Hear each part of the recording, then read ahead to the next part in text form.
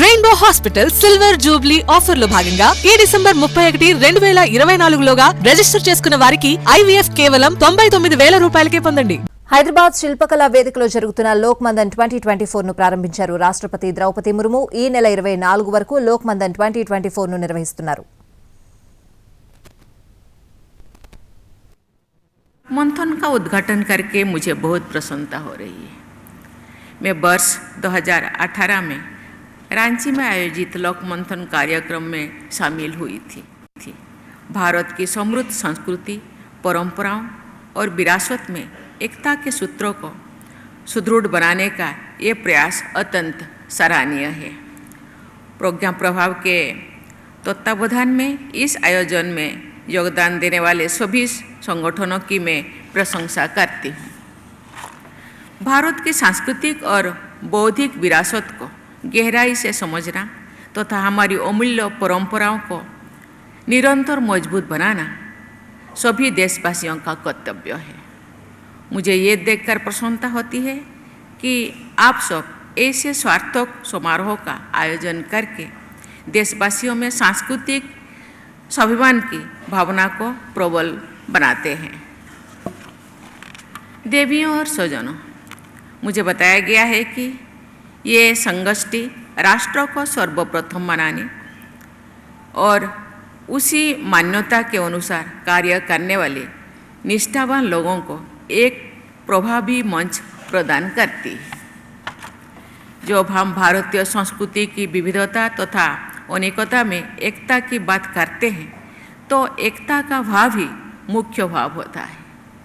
विविधता तथा अनेकता हमारी मूलभूत एकता को इंद्रधनुषी सुंदरता प्रदान करता है। हम चाहे वनवासी हो, ग्रामवासी हो या नगरवासी हो, सबसे पहले हम सभी भारतवासी हैं।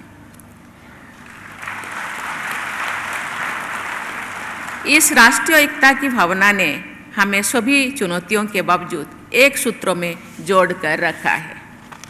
हमारे समाज को हर तरह से बांटने के और कमजोर करने का प्रयास सदियों से किए गए हैं।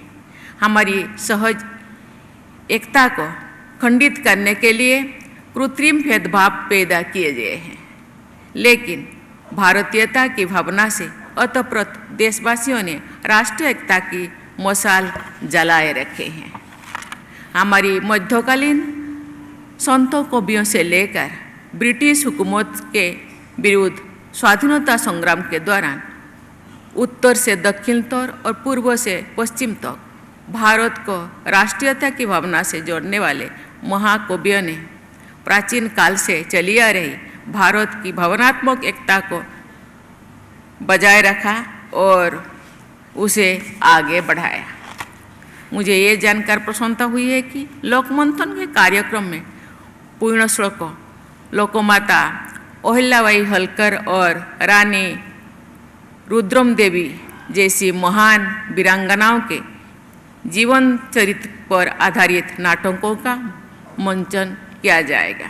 ये हमारे देश की शौर्य परंपरा और नारी शक्ति को सम्मान प्रदान करने की हमारी सोच से देशवासियों को विशेषकर युवाओं को प्रेरित करने का सराहनीय प्रयास है।